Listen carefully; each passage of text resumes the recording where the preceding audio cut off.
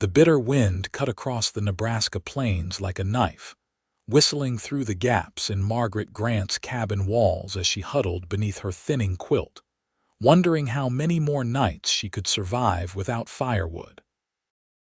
The winter of 1878 had descended upon Kearney with unusual cruelty, bringing with it temperatures that froze breath into crystalline clouds and turned the hardy folk of the frontier town into desperate creatures seeking warmth wherever they could find it. Margaret pulled the quilt tighter around her shoulders and glanced at the cold, empty hearth. Her husband Thomas had been dead for 8 months now, taken by a sudden fever that swept through town last spring. He'd always been the one to prepare for winter, chopping and stacking cords of wood throughout the fall until their small lean-to was filled to bursting. This year, she'd been alone with her grief and 2 young children, and somehow the task had seemed insurmountable. The cabin creaked under another blast of wind, and Margaret's 5-year-old son James whimpered in his sleep. Beside him, 3-year-old Sarah shifted restlessly. Margaret pressed her palm against Sarah's forehead and frowned at the warmth she felt there. "Just a little longer," Margaret whispered, more to herself than to her sleeping children. "Tomorrow I'll figure something out." Dawn brought little relief. The inside of the cabin windows were rimed with frost, and Margaret's breath formed clouds as she moved about, preparing a meager breakfast from their dwindling supplies. The children ate quietly, huddled together at the small table, wrapped in blankets. "Mama, I'm cold," Sarah said, her small voice breaking Margaret's heart. "I know, sweetheart." Margaret stroked her daughter's hair. "But we'll be warm soon, I promise." After breakfast, Margaret bundled the children in every layer of clothing they owned and took them next door to Mrs. Abernathy, an elderly widow who had taken pity on their situation and offered to watch the children while Margaret sought work or assistance. "Things are tight for everyone, dear," Mrs. Abernathy said as she welcomed the children inside her modestly warm home. "But Mr. Peterson at the general store mentioned he might need help with inventory." Margaret nodded gratefully. "Thank you. I'll head there now." The walk to town was brutal. The wind seemed to find every gap in Margaret's clothing, chilling her to the bone. By the time she reached the general store, her cheeks were numb and her fingers ached with cold. Mr. Peterson, a kind but practical man, listened to her plea for work with sympathy in his eyes. "I wish I could help you, Mrs. Grant. Truly I do. But business is slow in this weather. I can barely afford to pay my regular staff." He hesitated, then reached beneath the counter. "Here, take this." He pressed a small pouch of coffee beans into her hands. "And when you're ready to leave, there's a sack of flour and some salt pork I can spare." Margaret blinked back tears. "Thank you, Mr. Peterson, but I need to earn my way, and what I need most is firewood." Mr. Peterson's expression grew grim. "Wood's scarce this year. The early snows caught many by surprise. Even the men charging to chop are having trouble finding good timber that's not already claimed." Margaret left the store with the food Mr. Peterson had insisted she take, feeling both grateful and defeated. She visited 3 more businesses in town, but the response was the same everywhere: sympathy. Sometimes small offerings of charity, but no work and no firewood. As she trudged back toward Mrs. Abernathy's house, the sky darkened ominously. The wind picked up, driving tiny shards of ice against her face. A blizzard was coming, and her children would freeze in their cabin without a fire. Lost in her worries, Margaret didn't notice the rider until he was almost upon her. A tall man on a dappled gray horse pulled up alongside her. "Madam, are you all right out here?" His voice was deep, with a slight drawl that marked him as not being from Nebraska originally. Margaret looked up, squinting against the wind. The man wore a heavy sheepskin coat and a wide-brimmed hat pulled low against the weather. His face was partially obscured by a scarf, but she could see concern in his dark eyes. "I'm fine, thank you," she said automatically, clutching her packages closer. The man glanced at the darkening sky. "There's a bad storm coming. Can I give you a ride somewhere? It's not safe to be walking." Margaret hesitated. Her mother had raised her never to accept rides from strange men, but that was back in Ohio, not on the frontier in a gathering blizzard. "I'm just going to Mrs. Abernathy's to collect my children, and then home." She gestured vaguely in the direction of her cabin, which sat on the outskirts of town. The man nodded. "I'm heading that way myself. Please, let me help you." Something in his earnest tone convinced her. Margaret allowed him to help her up onto his horse, settling awkwardly behind him. "I'm Ethan Harrington," he said over his shoulder as he urged his horse forward. "Margaret Grant," she replied, holding tightly to the packages in her lap, acutely aware of the impropriety of her position. "My husband passed last spring." "I'm sorry to hear that, Mrs. Grant." His voice was genuine. "I've only been in Kearney a few days, just passing through on my way to Wyoming Territory." They reached Mrs. Abernathy's house quickly. The elderly woman raised her eyebrows at the sight of Margaret arriving on horseback with a strange man, but said nothing as the children were bundled up for the short journey home. "Thank you for watching them," Margaret said, pressing Mrs. Abernathy's hand. "Anytime, dear. Stay warm tonight." "This one looks bad." Ethan helped get the children situated on the horse, little Sarah in front of him and James behind, with Margaret taking up the rear.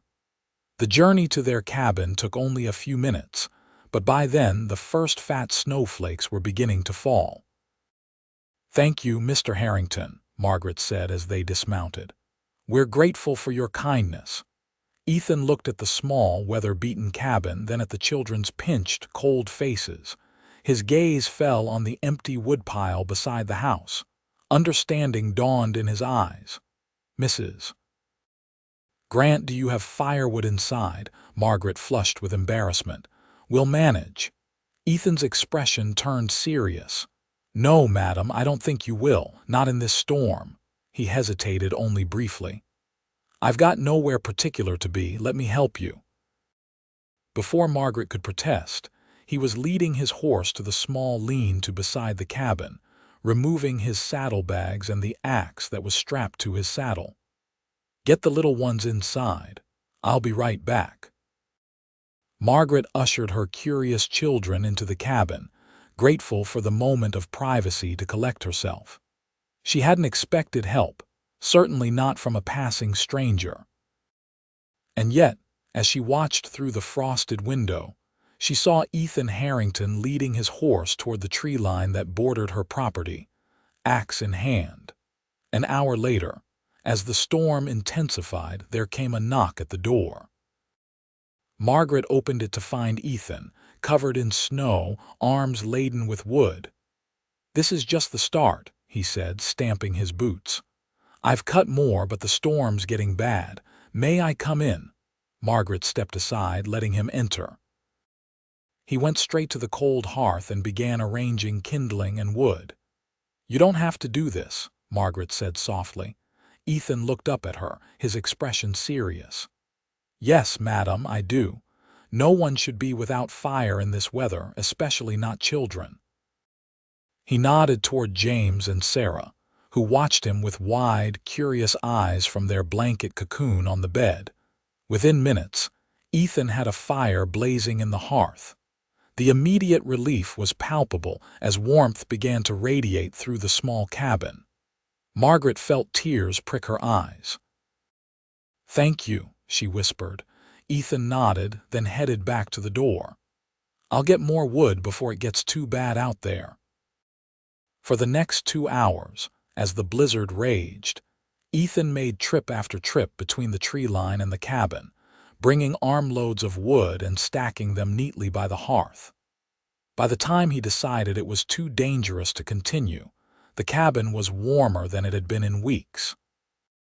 "The storm's too fierce now," he said, brushing snow from his coat. "But I've got enough cut to last a day or so. If it's all right with you, Mrs. Grant, I'll sleep in your lean-to with my horse tonight and finish tomorrow." Margaret hesitated. Having a strange man staying on her property, even in the lean-to, would certainly raise eyebrows in town. But the alternative was sending him back out into a blizzard after he'd worked for hours to keep her family warm. "Of course you can stay, Mr. Harrington. But please, come inside and have something hot to eat first." The meal was simple, a stew made from the salt pork Mr. Peterson had given her, stretched with potatoes and the last of her carrots. But with the fire crackling and the wind howling outside, it felt like a feast. James, normally shy with strangers, peppered Ethan with questions throughout the meal. Where was he from? Texas originally, but he'd been roaming for years. What did he do? A little of everything: ranching, driving cattle, odd jobs here and there. Had he fought in the war? Yes, but he didn't like to talk about it. Sarah, less reserved than her brother, had climbed right into Ethan's lap after dinner as Margaret washed the dishes. She was fascinated by the horseshoe-shaped pin on his collar. "That's my good luck charm," Ethan explained, letting her touch it. "My pa gave it to me when I left home." "Does it work?" Sarah asked, her eyes serious. Ethan glanced up at Margaret, then back at the little girl. "Well, it brought me here today, didn't it? I'd say that's pretty lucky." That night, after Ethan had gone to the lean-to and the children were asleep, Margaret sat by the fire, thinking about the strange turn of events. She'd been at her most desperate this morning, and then this cowboy had appeared, like something out of a dime novel, to rescue them from the cold. She didn't believe in such convenient coincidences. Life had taught her that help rarely came when you needed it most, and yet here they were, warm and fed thanks to a stranger's kindness. "Just for tonight," she whispered to herself, "and tomorrow he'll be on his way." The blizzard continued through the night and well into the next day. When Margaret awoke, she found Ethan had already been up for hours, clearing snow from around the cabin and lean-to, and making more trips to retrieve the wood he'd cut the day before. By midday, he had stacked an impressive amount of firewood against the cabin wall, sheltered from the snow by the cabin's small overhang. "Mr. Harrington," Margaret said, stepping outside with a cup of coffee for him. "This is far more than I could have asked for. You've done enough." Ethan accepted the coffee gratefully, his breath visible in the cold air. "Not quite enough yet, Mrs. Grant. A few more trips and I'll have a proper cord stacked for you. That should last a while, even in this cold." Margaret looked at the growing wood pile, amazement and gratitude washing over her. "Why are you doing this?" Ethan took a sip of coffee before answering. "My ma was left a widow when I was about your boy's age. Times were hard, especially in winter." His eyes grew distant. "There was a neighbor who helped us out more than once. I'm just passing along the kindness."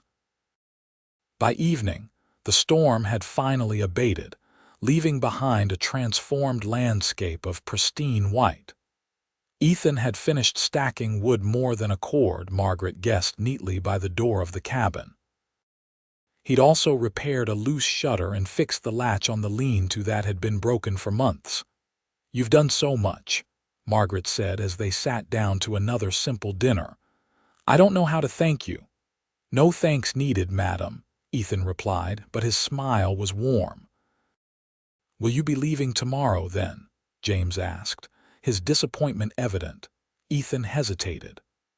"Well, the trails will be difficult for a day or two with all this snow, and I promised your ma I'd check if there are any odd jobs needing doing around here before I go." Margaret started to protest that she hadn't asked for more help, but something in Ethan's expression stopped her. There was a quiet earnestness there, a desire to be useful that went beyond simple charity. "There are a few things that need fixing," she admitted, "if you're truly not in a hurry." That night, as she tucked her children into bed, Sarah asked sleepily, "Can Mr. Ethan stay forever, Mama?" Margaret smoothed her daughter's hair. "Mr. Ethan is just passing through, sweetheart. He has his own life to get back to." "But he likes it here," James insisted. "I can tell." "Hush now," Margaret said gently. "Sleep tight. We'll see what tomorrow brings." Over the next few days, a routine developed. Ethan would rise early, tend to his horse, and then tackle whatever repairs Margaret reluctantly added to his growing list of tasks. The broken step on the porch, the gap in the roof that let in drafts, the well pump that hadn't worked properly since last summer. In the evenings, he joined them for dinner, enchanting the children with stories of his travels across the Western Territories. Sometimes, after the children were asleep, he and Margaret would talk by the fire, their conversations growing increasingly comfortable as the initial awkwardness between them faded. Margaret learned that Ethan had fought for the Union in the war, despite being from Texas. That he'd tried settling down once or twice, but always felt the call of the open road. That he was 35 years old and had never married, though there had been a girl once, long ago.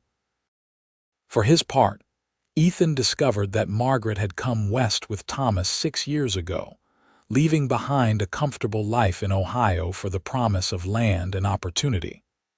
That she'd been a school teacher before marriage and still loved books more than anything except her children. That at 28, she was trying her best to be strong for James and Sarah, but sometimes the weight of her responsibilities terrified her. On the 5th day after the blizzard, the roads to town were finally passable. Margaret walked to the general store for supplies, leaving Ethan to watch the children. Mr. Peterson greeted her with raised eyebrows. "Heard you've got a man staying out at your place, Mrs. Grant." Margaret felt heat rise to her cheeks. Of course word had spread. Nothing stayed private for long in a town like Kearney. "Mr. Harrington was kind enough to cut firewood for us during the storm," she explained stiffly. "He's been making some repairs to the cabin before continuing his journey." Mr. Peterson nodded slowly. "He came in yesterday for some nails and such. Paid good money." He paused. "Seems like a decent sort. Asked about work in town." This was news to Margaret. "Did he?" "Told him Fletcher's livery might need help." Lot of horses came through before the storm, and with Fletcher's rheumatism acting up, he's behind on shoeing. Margaret finished her shopping quickly, eager to return home. As she walked back, she pondered this new information. Was Ethan considering staying in Kearney? And if so, why hadn't he mentioned it? She found him in the yard with the children, helping them build a snow fort. The sound of their laughter carried across the crisp air, and Margaret paused to watch. Ethan was showing James how to pack snow properly, while Sarah decorated the walls with pine cones. Something warm bloomed in Margaret's chest at the sight, a feeling she quickly tamped down. Ethan was just being kind.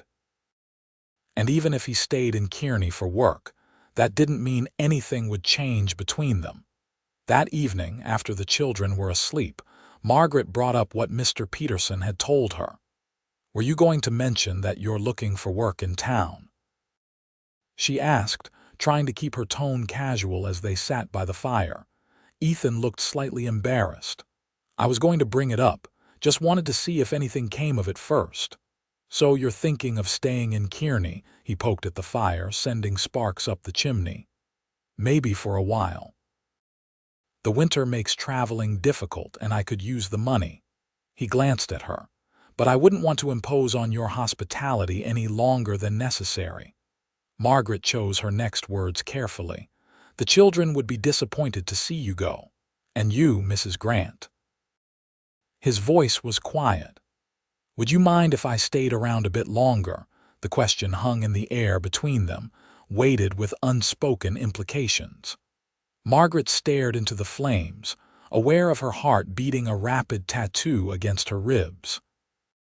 "I've grown accustomed to your company," she finally said, not quite answering his question. Ethan nodded, accepting her caution. "Fletcher offered me work at the livery, not just for the winter but potentially longer term. Said his hands aren't what they used to be, and he needs someone who knows horses." "That's wonderful," Margaret said sincerely. "You certainly have a way with your Samson." She nodded toward the lean-to where Ethan's dappled gray was stabled. "I'll be looking for proper lodgings in town," Ethan continued, "but I'd like to finish the repairs here first if that's all right." "Of course," Margaret replied, perhaps too quickly. "There's no rush." The following week brought a shift in their relationship. With Ethan now officially employed at Fletcher's livery, he rode into town each morning and returned in the late afternoon. Margaret found herself watching the road for his return, and the children raced to meet him whenever they spotted his familiar figure on horseback. For his part, Ethan continued to work on the cabin in his free time, bringing home small treats for the children when he could, a stick of candy, a tiny wooden horse he'd carved during quiet moments at the livery. For Margaret, he sometimes brought books borrowed from the small lending library that operated out of the back of the church. Knowing her love of poetry, he'd secured a volume of Wordsworth that she'd read late into the night, savoring the familiar verses that reminded her of a simpler time. On a clear Sunday in early February, 2 weeks after the blizzard, Margaret and the children attended church services as usual. Ethan, who'd been hesitant about joining them previously, agreed to come along. As they entered the small wooden church, Margaret was acutely aware of the glances and whispers that followed them. Mrs. Abernathy waved them over to her pew, making room for all 4 of them to sit together.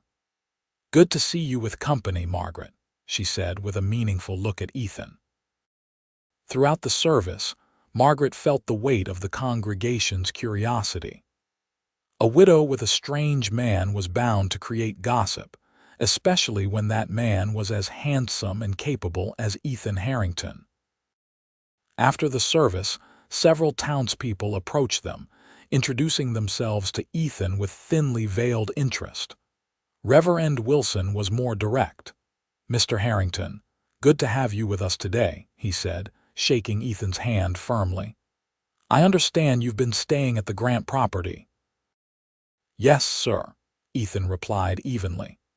"Just until I find suitable accommodations in town.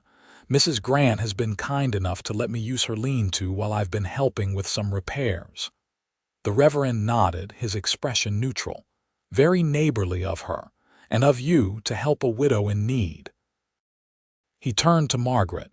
"Mrs. Grant, if you ever need assistance, please remember that the church is here to help. No need to rely solely on private arrangements." Margaret felt her cheeks burn.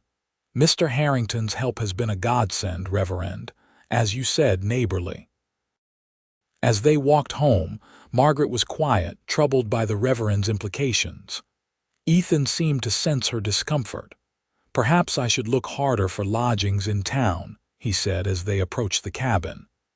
"Is that what you want?" Margaret asked, watching the children run ahead. "It's not about what I want," Ethan replied. "It's about what's proper. I wouldn't want to damage your reputation." Margaret stopped walking, turning to face him fully. "My reputation?" she laughed softly.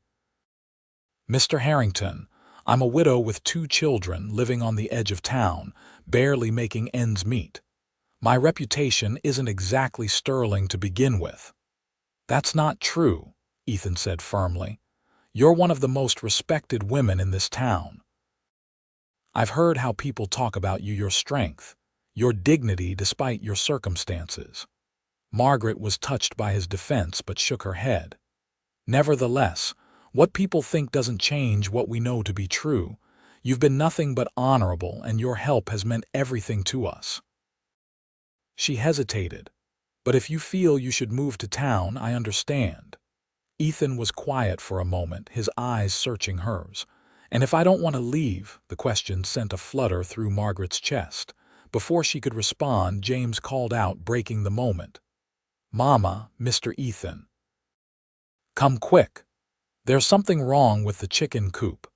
They hurried to join the children, the unfinished conversation hanging between them. The issue with the chicken coop, a loose board that had allowed a fox entry, gave them both a chance to retreat from the intensity of their exchange. That evening, after another quiet dinner, Ethan announced he'd found a room above the livery that Fletcher was willing to rent him. "I'll move my things tomorrow," he said, not quite meeting Margaret's eyes. Margaret nodded, ignoring the sinking feeling in her stomach.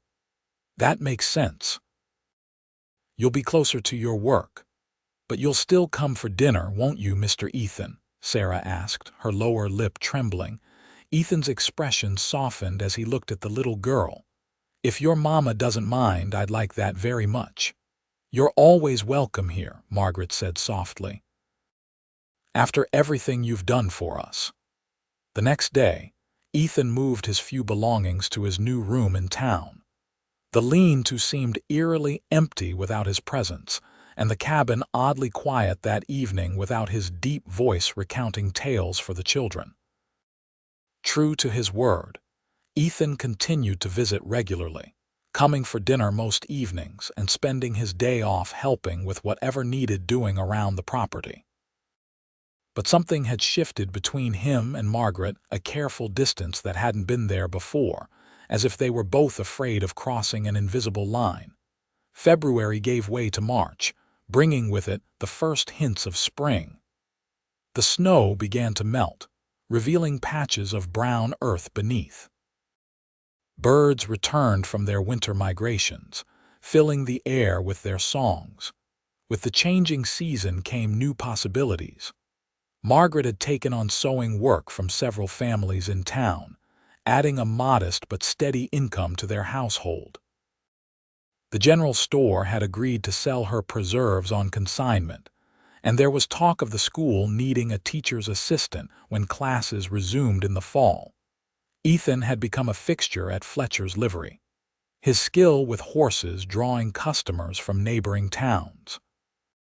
He'd developed a reputation for fair dealing and expert work, and Fletcher had hinted more than once that he might be looking to take on a partner. One warm Saturday in late March, Ethan arrived at the cabin earlier than usual, leading not only his own horse but also a small pony. "What's this?" Margaret asked, coming out onto the porch, wiping her hands on her apron.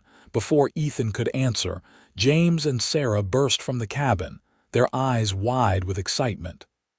"A pony!" James exclaimed, approaching the gentle creature with cautious steps. "Is it ours, Mr. Ethan?" Sarah asked, bouncing on her toes. Ethan glanced at Margaret, suddenly looking uncertain. "I should have asked first, but Fletcher got him in a trade and he's the gentlest thing I've ever seen, perfect for children to learn on." "Learn," Margaret repeated. "To ride," Ethan clarified. "Every child out here should know how to handle a horse, and I thought." He trailed off, clearly realizing he might have overstepped. Margaret looked at her children's hopeful faces, then back at Ethan. "This is very generous, but we couldn't possibly accept. It's not exactly a gift," Ethan interrupted. "More of a loan. He'll stay at the livery most of the time, earn his keep there. But I could bring him out on my days off, teach the children to ride." He hesitated. "And you too, if you'd like." Margaret considered the offer. She'd never been comfortable on horseback, having grown up in a town where carriages were more common. But out here, a horse was almost a necessity, something Thomas had mentioned often before his death. "Please, Mama," James begged, already stroking the pony's velvety nose. "His name is Butterscotch," Ethan offered, "on account of his color." Margaret couldn't help but smile at the name, so clearly chosen to appeal to children. "Very well," she conceded. "But you'll start with basic care first, grooming, feeding before anyone gets on his back." The children cheered, and Ethan's face broke into a relieved grin. "Yes, madam, Ground rules first always.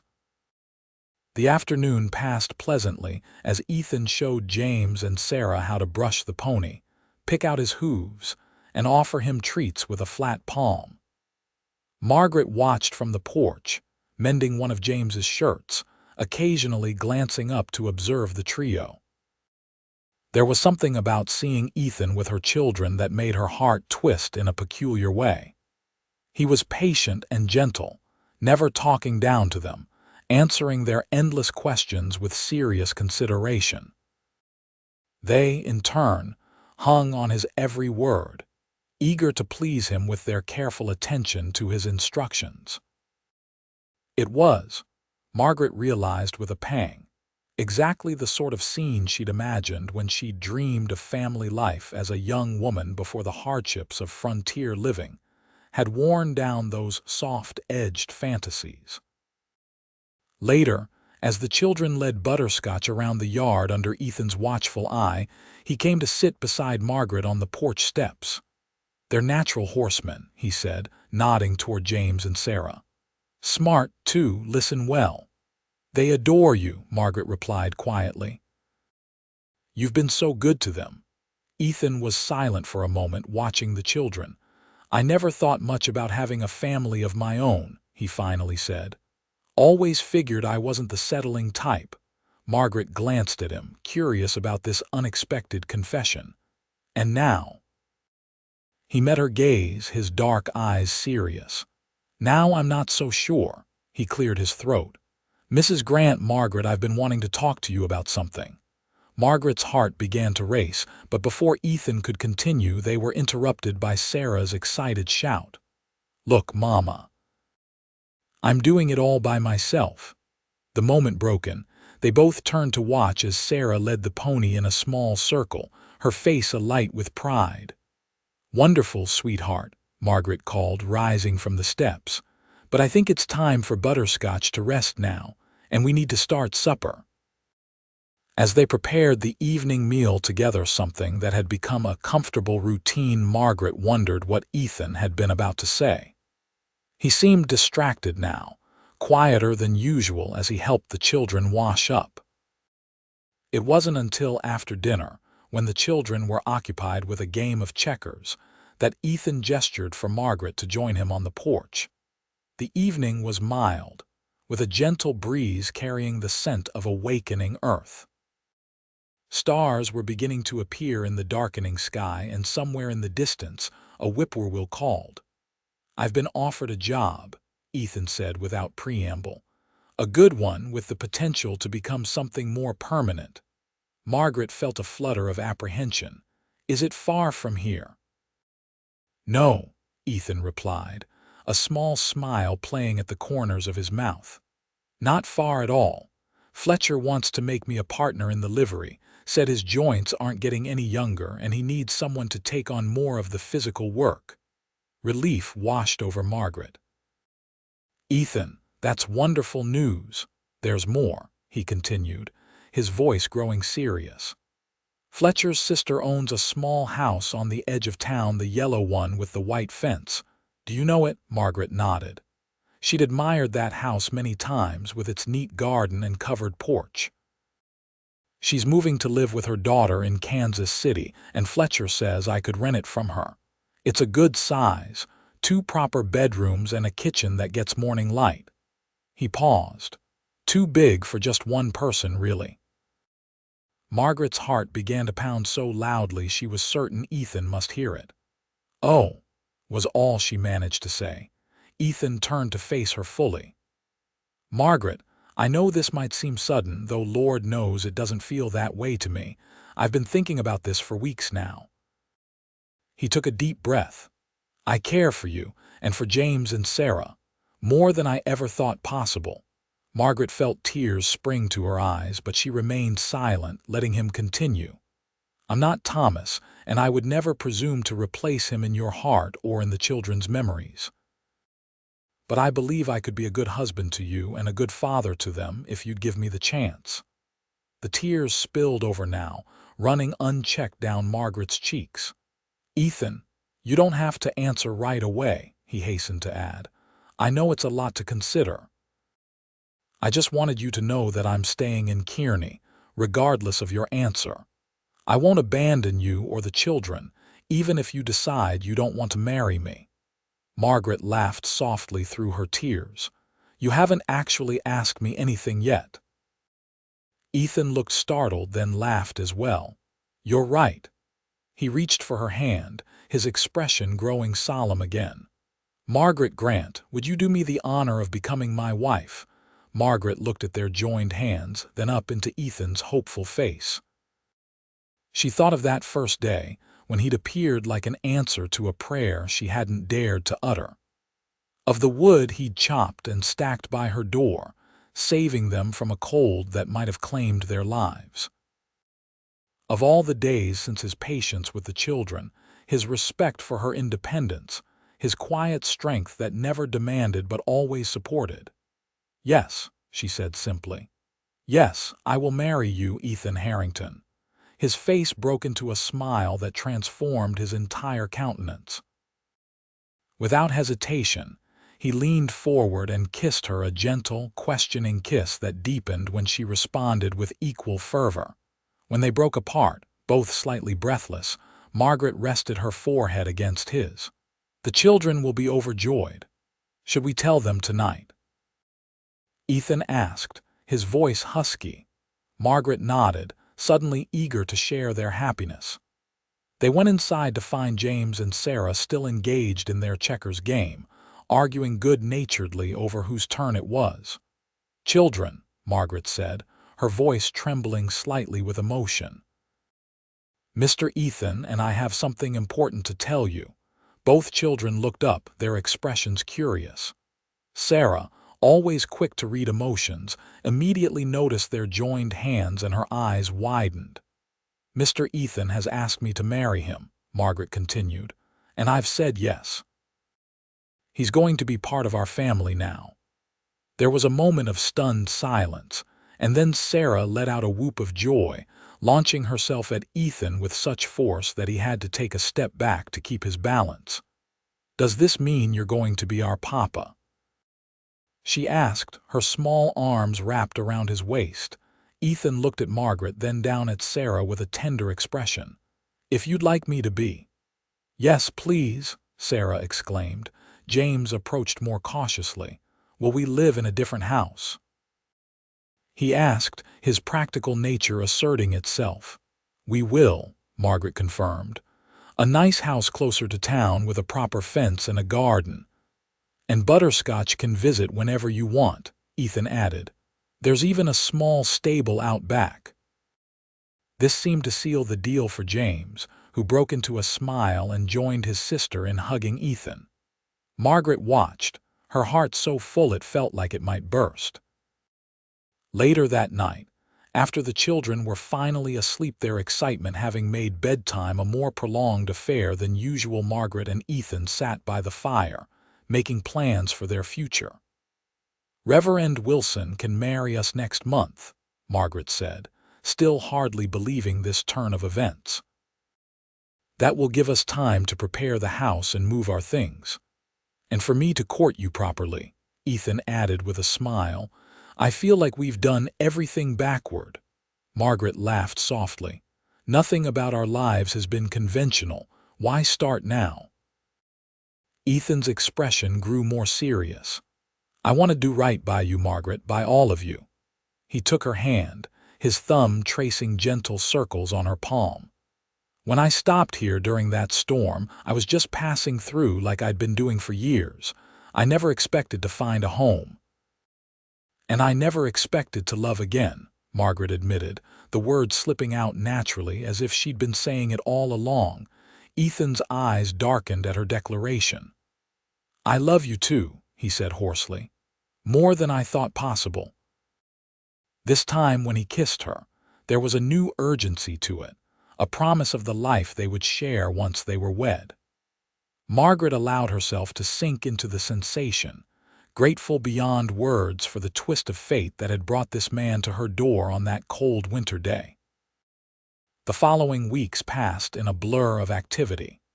News of their engagement spread quickly through Kearney, met mostly with approval and congratulations. There were a few raised eyebrows at the relatively short courtship, but as Mrs.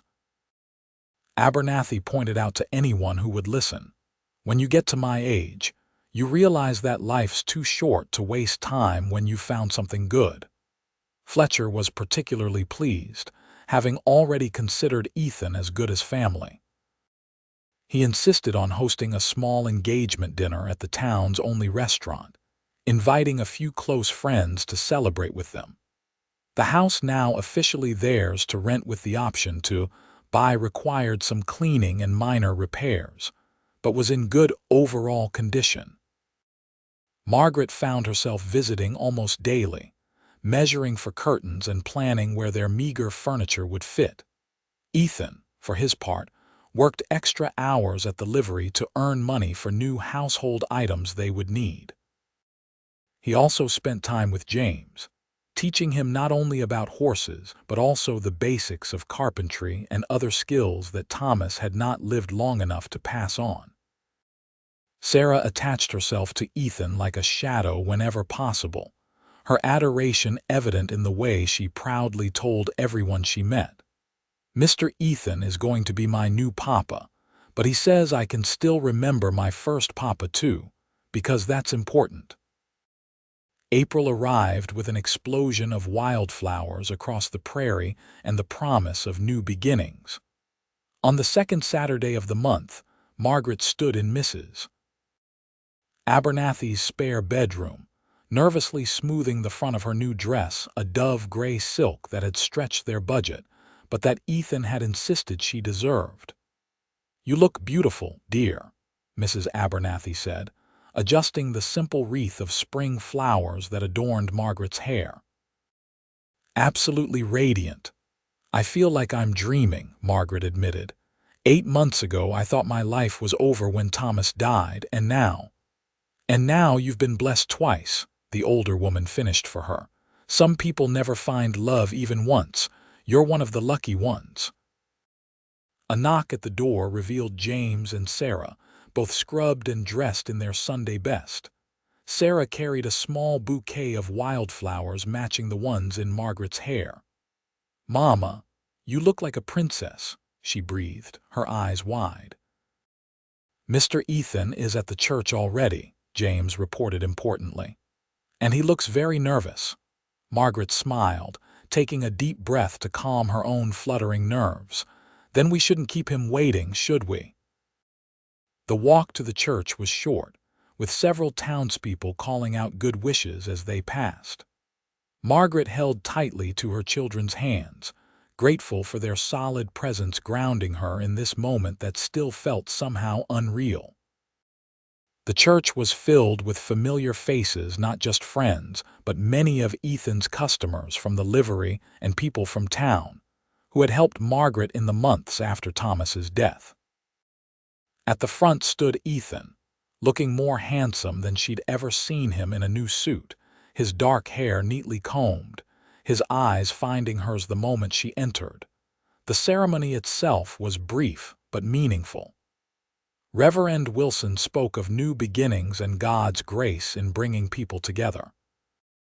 Ethan's voice was steady as he recited his vows, his eyes never leaving Margaret's face. When it was her turn, Margaret was surprised to find her own voice clear and confident, all nervousness fading in the certainty of her choice. James proudly presented the ring's simple gold bands that Ethan had purchased on a trip to the larger town of Grand Island. As Ethan slipped the ring onto Margaret's finger, he whispered, "Forever," so only she could hear. When Reverend Wilson pronounced them husband and wife, the congregation erupted into applause. Sarah cheered loudly, making everyone laugh, and even James permitted himself a wide grin. The celebration afterward was held in the church hall, with food contributed by nearly every family in attendance. There was music from a small group of local musicians, and dancing that continued well into the evening. As Margaret watched Ethan twirl Sarah around the dance floor, the little girl standing on his boots and giggling uncontrollably, She felt a contentment so deep it brought tears to her eyes. Mrs. Abernathy appeared at her side, following her gaze. "He's good with them," she observed. "A natural father." "He is," Margaret agreed. "They adore him."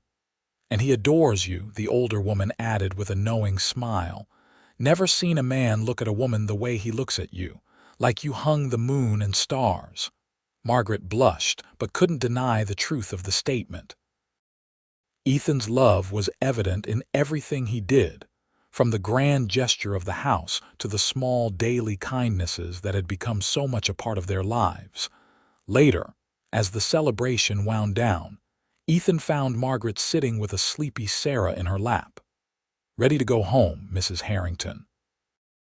he asked, the new name still sounding wonderful and strange to her ears. Home. Their home.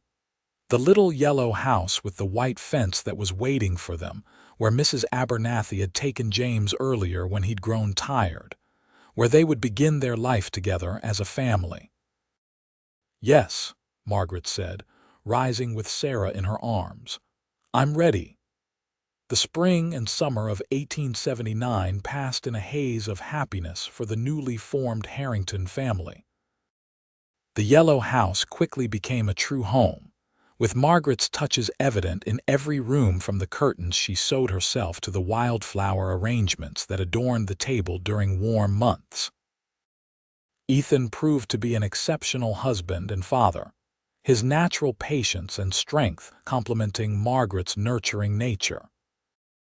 The children blossomed under their combined care, with James growing more confident by the day, and Sarah's natural exuberance finding new outlets in the garden she helped Margaret tend.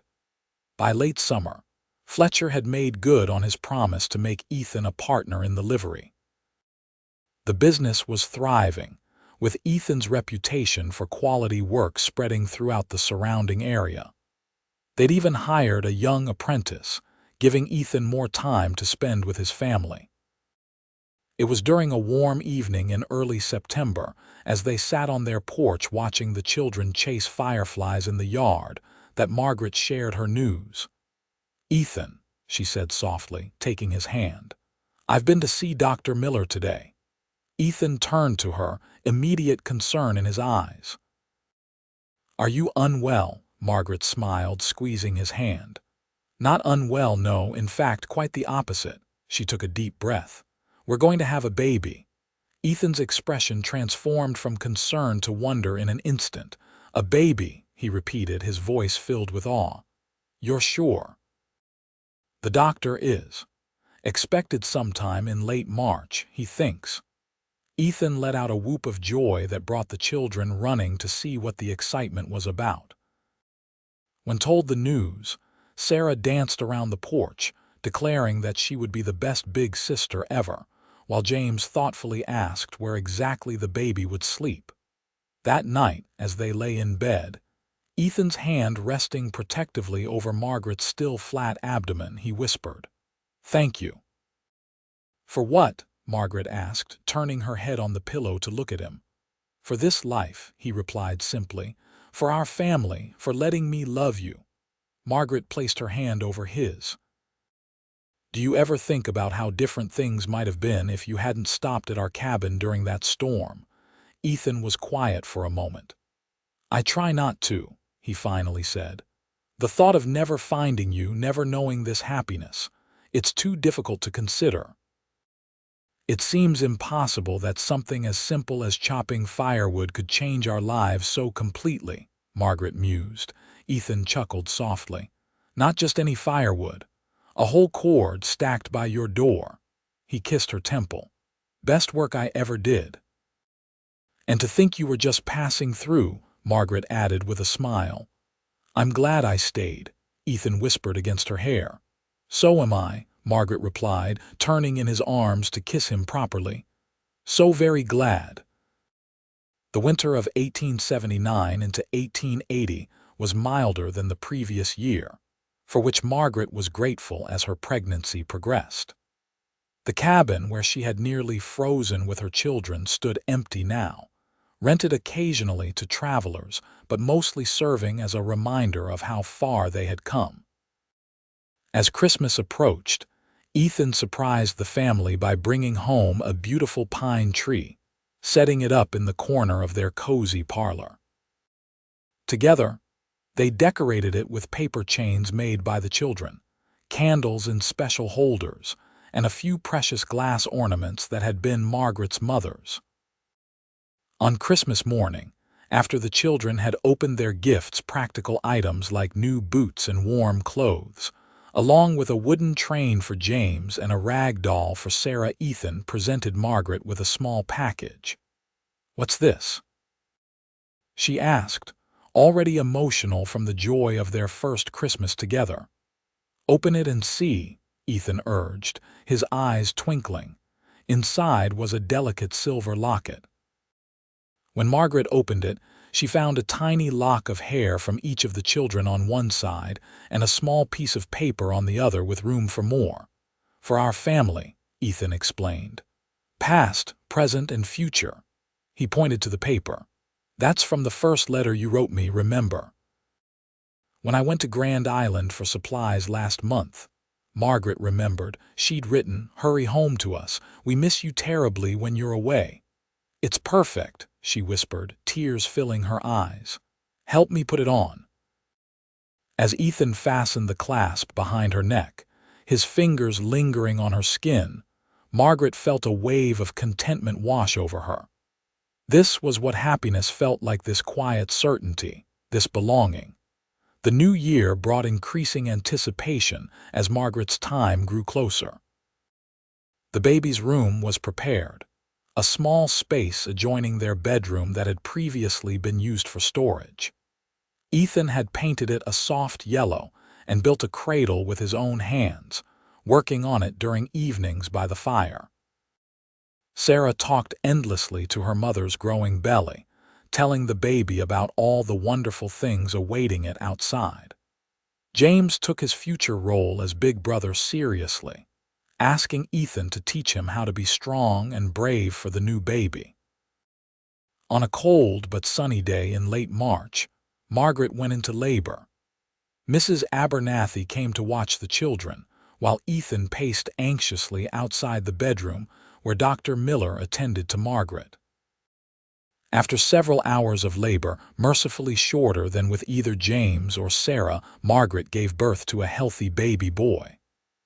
When Ethan was finally allowed into the room, he found Margaret propped up against pillows, her face tired but radiant, a small bundle cradled in her arms. "Come meet your son," she said softly. Ethan approached the bed with reverence, sitting carefully beside Margaret and peering down at the tiny red face. "He's perfect," he whispered, gently touching the baby's cheek with one finger. "So perfect." "We need a name for him," Margaret said, leaning against Ethan's shoulder. "I thought perhaps Thomas, to honor his memory." Ethan's eyes grew damp. "Thomas Harrington," he said, testing the name. "It's a fine name." "Thomas Ethan Harrington," Margaret corrected, "after both his fathers." Ethan could only nod, overcome with emotion. He bent to kiss Margaret's forehead, then the baby's. "Thank you," he murmured. When the children were allowed in to meet their new brother, their reactions were predictably different. Sarah immediately wanted to hold him, her little face solemn with responsibility when she was finally allowed to do so under Margaret's watchful eye. James hung back, studying the baby with intense curiosity. "He's very small," he observed. "He'll grow," Ethan assured him. "And he'll need a big brother to look up to teach him things." James considered this, then nodded. "I can do that." As the spring of 1880 unfolded around them, the Harrington family settled into their new rhythm. Baby Thomas thrived, growing stronger each day. Margaret recovered well, soon able to resume her normal activities, though she treasured the quiet moments of nursing her son more than anything. Ethan proved to be as natural with an infant as he had been with the older children, never hesitating to change a diaper or walk the floor with a fussy baby. Many evenings, Margaret would find him in the rocking chair by the window, Thomas asleep on his chest, as he told the baby stories in a low, soothing voice. On a particularly beautiful day in May, Margaret suggested they take a picnic to the meadow beyond town. The wildflowers were at their peak, painting the prairie in vibrant colors, and the air was filled with the songs of meadowlarks and bobolinks. They spread a blanket beneath the shade of a lone cottonwood tree. Thomas slept in a basket beside them while James and Sarah explored the meadow, collecting flowers and chasing butterflies. "Happy?" Ethan asked, watching Margaret as she gazed contentedly at their children. "Completely," she replied, turning to smile at him. "More than I ever thought possible." Ethan reached for her hand, bringing it to his lips. "Sometimes I still can't believe how lucky I am, that a wrong turn in a blizzard could lead me to everything I never knew I wanted." Margaret leaned against him, feeling the steady beat of his heart beneath her cheek. "Not luck," she corrected gently. "Providence." Ethan nodded, his arm tightening around her shoulders. "Providence, then." They sat in comfortable silence, watching their children play against the backdrop of endless sky and waving grass. The past winter seemed like a distant memory now, the desperate cold, the empty woodpile, the fear of not surviving until spring. And yet, Margaret knew she would never forget it entirely. For it was in that moment of greatest need that Ethan had come into their lives, chopping a whole cord of wood and stacking it by her door. A simple act of kindness that had changed everything. "I love you," she said suddenly, feeling the words rise from deep within her. Ethan turned to look at her, his eyes reflecting the vast Nebraska sky above them. "And I love you," he replied, "now and always." As if sensing the perfect moment, baby Thomas chose that instant to wake, his small cry drawing their attention. Margaret lifted him from his basket, cradling him against her shoulder as Ethan called to James and Sarah to come see what they'd found: a nest of meadowlark eggs hidden in the tall grass. The family gathered together, heads bent over the small miracle of nature, their voices mingling in excitement and wonder.